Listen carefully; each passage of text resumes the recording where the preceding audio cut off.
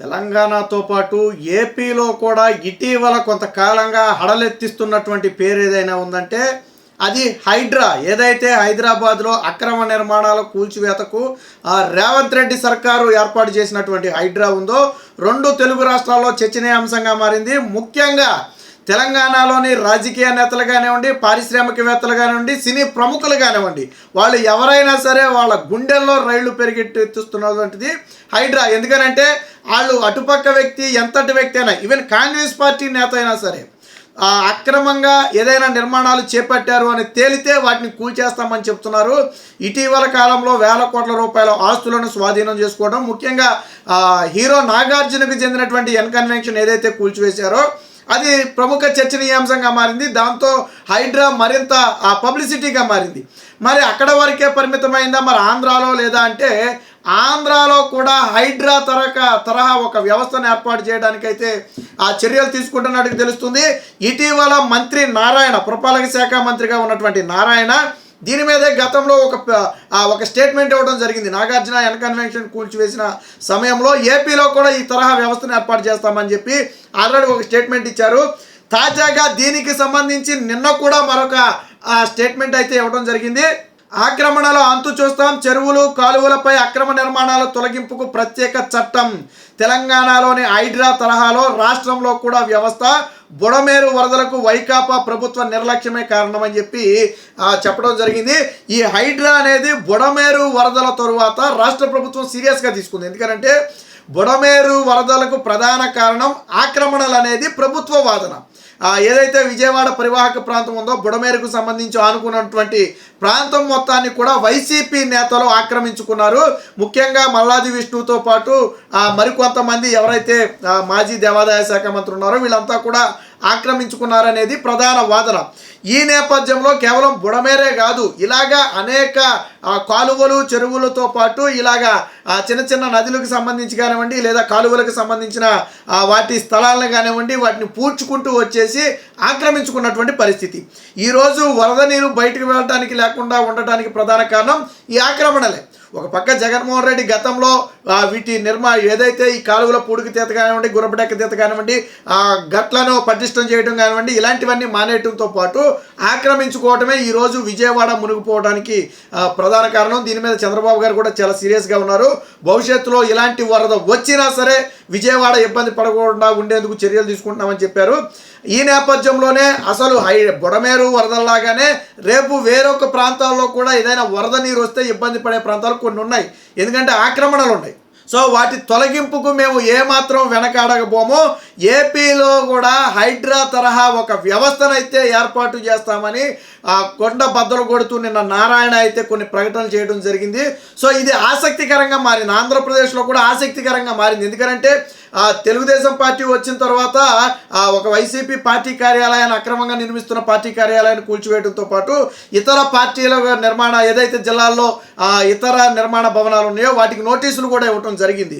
So అంటే ఖచ్చితంగా ఆక్రమణలు కూల్చివేస్తామని చెప్పి ప్రభుత్వం ఇప్పటికే ఒక ఇదైతే ఇవ్వడం జరిగింది. వాస్తవానికి జగన్మోహన్ రెడ్డి కూడా గతంలో అధికారంలోకి రాగానే ప్రజావేదికను కూల్చేసి ఆక్రమణలు మేము కూల్చేస్తామని చెప్పాడు. ఆ ప్రజావేదిక తప్ప ఇంకెక్కడ ఆక్రమణలు కూల్చరా. కానీ ప్రశ్నించిన టీడీపీ నేతల ఇళ్లకు, ప్రశ్నించిన ఇతర వాళ్ళ ఇళ్లకు అయితే జేసీబీలు పంపాడు. బట్ అక్కడ ప్రజావేదిక కూల్చినటువంటి జగన్మోహన్ రెడ్డి ఇతర ఇళ్ళు ఏదైనా కూల్చగలిగాడా? చంద్రబాబు గారి ఇల్లు కూల్చగలిగాడా? లేక ఇల్లీగల్గా చంద్రబాబు గారి ఇల్లు కానీ అక్రమ కట్టడం అయి ఉంటే ప్రజావేదిక కూల్చుని నువ్వు ఎందుకు చంద్రబాబు గారి ఇల్లు కూల్చలేకపోయావు అంటే అది అక్రమ కట్టడం కాదు. కానీ ప్రభుత్వ భవనం కాబట్టి ప్రజావేదిక కూల్చగలిగావు.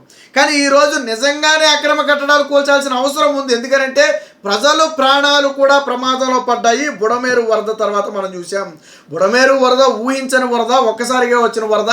పాప వారం 10 రోజుల పాటు ప్రజలు ఎంత ఇబ్బంది పడ్డారు, ప్రభుత్వ యంత్రాంగం ఎంత శ్రమిస్తే ఈరోజు నార్మల్ స్థితికి వచ్చింది అనేది అందరికీ తెలిసిన విషయమే. కాబట్టి బుడమేరు తరహాలో ఏదైనా ఆక్రమణలు ఉంటే వాటి మీద చర్యలు తీసుకోవాలని చెప్పారు. చెరువులు వరద కాలువల్లో ఆక్రమణల తొలగింపుకు తెలంగాణలోని హైడ్రా తరహా రాష్ట్రంలో కూడా ప్రత్యేక వ్యవస్థను అవసరమైతే కొత్త చట్టం కూడా తీసుకువస్తామని పురపాలక పట్టణాభివృద్ధి శాఖ మంత్రి నారాయణ అన్నారు. వైకాపా ప్రభుత్వ పాలనలో జల వనరులను ఆక్రమించి భారీగా చేపట్టిన నిర్మాణంతో వరద నీరు నివాస ప్రాంతాలను ముంచెత్తుతుందన్నారు. అక్రమ నిర్మాణాల తొలగింపుతోనే భవిష్యత్తులో విజయవాడ తరహా విపత్తులు రాష్ట్రంలో పునరావృతం కాకుండా చేయొచ్చన్నారు. ఈ ఆక్రమణల విషయంలో ఏ పార్టీకి చెందిన వారున్నా ఉపేక్షించేది లేదని, పేదలకు చెందిన నిర్మాణాల విషయంలో ప్రత్యామ్నాయ ఏర్పాట్లు చేశాకే తొలగింపులు చేస్తామని, బుడమేరు వరద మానవ తప్పిదం కాదని గత ప్రభుత్వ తప్పిదం అని చెప్పి చెప్పడం జరిగింది. ఇక్కడ ఒక విషయం స్పష్టంగా చెప్పారు. ఏ పార్టీ ఉన్నా సరే చర్యలు తీసుకోవడం ఖాయం. అందులో ఒకవేళ ఆక్రమణలో తెలుగుదేశం పార్టీ ఉన్నా చర్యలు అనేవి ఆగవు. తెలంగాణలో జరుగుతుంది కూడా ఇదే. ఒకవేళ ఏదైనా ఒకనొక సమయంలో అధికారాన్ని అడ్డం పెట్టుకుని ఆక్రమించుకుని ఉండుంటే చర్యలు ఖచ్చితంగా తీసుకుంటామని చెప్పారు. ఇక పేదలు కూడా కొన్ని చోట్ల ఏంటంటే వాటిని పూర్తి చేసి ఇళ్ళు నిర్మించుకుంటారు. వాళ్ళకి ప్రత్యామ్నాయ ఏర్పాట్లు చూపిన తర్వాత ఖాళీ చేపిస్తాం. అలాగని చెప్పి పేదలు ఉన్నారు కదా అని మేము వాళ్ళ జోలికి వెళ్ళమన్నా అది ప్రమాదమే. ఇప్పుడు పేదలైనా పూర్తి చేసి కడితే రేపొద్దున వరద నీరుకి ఇబ్బంది. పేదలకైతే ప్రత్యామ్నాయం చూపిస్తారు. వాళ్ళకి వేరొక చోట ఇళ్ల స్థలాలు ఇవ్వటమో లేదా ఇల్లు కట్టించి ఇవ్వటమో ఏదో ఒక ప్రత్యామ్నాయాన్ని చూపించి అక్కడి నుంచి వాళ్ళని ఖాళీ చేస్తారు.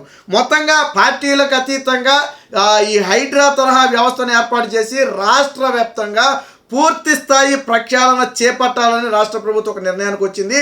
దీంతో వైసీపీ నేతల వెన్నులో అప్పుడే వణుకు మొదలైంది. వాస్తవానికి గతంలోనే హైడ్రా అన్నప్పుడే వీళ్ళు భయపడ్డారు. ఇప్పుడు హైడ్రాతో పాటు అవసరమైతే దీనికి కొత్త చట్టమే తీసుకొస్తామని చెప్పి ఏదైతే మంత్రి నారాయణ చెప్పారు, వాస్తవానికి ఇది అవసరం కూడా.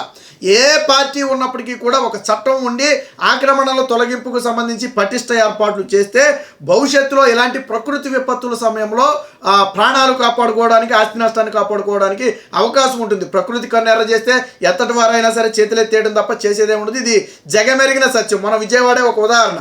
ఎంత యంత్రాంగం పనిచేసినా వారం 10 రోజుల పాటు తీవ్ర నరకయాతను అనుభవించారు. కారణం బుడమేరు కట్లను పటిష్టం చేయకపోవటం, ఆ మొత్తాన్ని కూడా ఆక్రమించేసుకుని పూర్తి చేయటం. సో కాబట్టి ఒక పటిష్ట వ్యవస్థను ఏర్పాటు చేయాలి. పటిష్ట చట్టం కూడా అవసరమే. ఈ దిశగానే మేము అడుగులు వేస్తున్నామని చెప్పి నారాయణ అయితే చెప్పడం జరిగింది.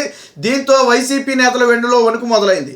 జగన్మోహన్ రెడ్డికి చెందినటువంటి వైసీపీ పార్టీ ఆఫీసునే కూల్చేసిన వాళ్ళు ఈరోజు వైసీపీ నేతలు గత 5 ఏళ్లలో ఈ దోపిడీ ఎక్కువైంది. ఈ ఆక్రమణలు అనేవి ఎప్పుడు పెరిగాయి అంటే గత 5 ఏళ్లలో పెరిగాయి. అసండ భూములని లేదు, ప్రభుత్వ భూమని లేదు, ప్రైవేటు భూమని లేదు, ఖాళీగా కనపడితే కబ్జానే. చివరికి జోగి రమేష్ అయితే సిఐడి అటాచ్లో ఉన్నటువంటి అగ్రిగోల్డ్ ఆస్తులను కూడా కబ్జా చేసి కాజేసిన పరిస్థితి. కాబట్టి పార్టీలకు అతీతంగా ఎవరైతే ఈ కబ్జాలు చేశారో వాళ్ళ మీద చర్యలు తీసుకోవాలి. ముఖ్యంగా గత 5 ఏళ్లలో వైసీపీ నేతలు ఈ కబ్జాలు చేశారు కాబట్టి వారు ఈరోజు భయానికి గురయ్యే పరిస్థితి. దాంతోపాటు వారికి సహకరించిన అధికారుల మీద కూడా చర్యలు తీసుకోవాలి. కబ్జాలకు సహకరించిన అధికారులు కూడా ఖచ్చితంగా తప్పు చేసినట్టే. వాళ్ళు సహకరించకపోతే వీళ్ళు కబ్జాలు చేయలేరు. కాబట్టి సంబంధిత అధికారుల మీద కూడా చర్యలు తీసుకోవాలని చెప్పి ఇప్పుడు అందరూ కోరుతున్న పరిస్థితి. మొత్తంగా రాష్ట్రంలో ఏదైతే తెలంగాణ తరహా ఒక హైడ్రాని ఏర్పాటు చేస్తామని మంత్రి నారాయణ ప్రకటించారో అది రాష్ట్ర వ్యాప్తంగా కూడా ఈరోజు పెను సంచలనంగా మారింది.